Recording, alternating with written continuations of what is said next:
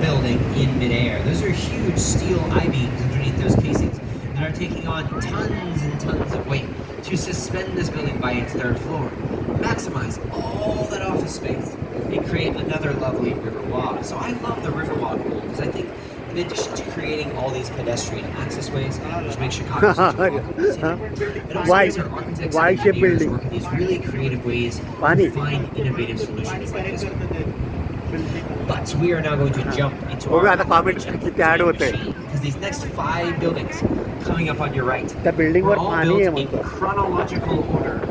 So they really demonstrate the evolution of architecture, not only here in Chicago, but across the United States. First up, you've got 2 Riverside Plaza. 2 Riverside, another example of the Art Deco style. You see those dark windows, streamlined vertical lines, Indiana limestone, beige color. Again, think roaring 1920s. Now, what happened though in 1929? The stock market. It crashed. And we entered the Great Depression. And there was a virtual freeze on the building of office buildings from 1932 to 1957. That's about 25 years of no building in Chicago.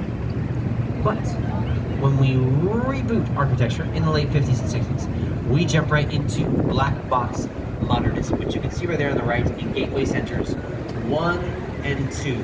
Black box modernism. The father of this style of architecture was a man named Mies van der Rohe. Mies van der Rohe, very famous Chicago architect. He made his career here in Chicago, and he famously said that less is more. Less is more. So I think there's an elegant simplicity to these black boxes.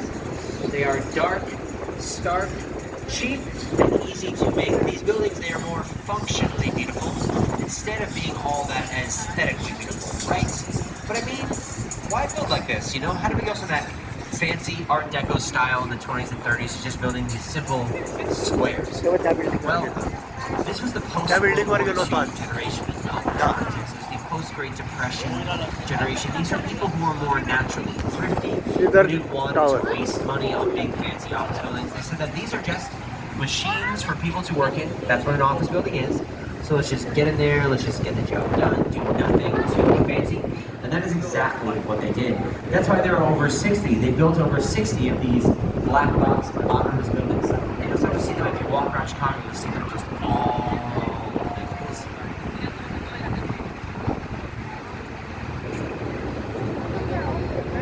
Jumping ahead to the groovy 1970s with the international style of Gateway Center 3. In the 70s, as you can tell, we are still building boxes, right? But now they can have a little bit more style in the form of precast concrete or stone cladding. And the buildings scheme of B, wow, white! Oh, exciting. Whole new color for the architects to play around with. And we call that the international style, because you can see a building like that being built anywhere in the world in the 1970s, maybe even in your hometowns. I recommend going back to your hometowns, the cities near where you live, to see if you can see some of these trends taking place. Because I guarantee you, particularly if you live in the US, you'll see some very similar things.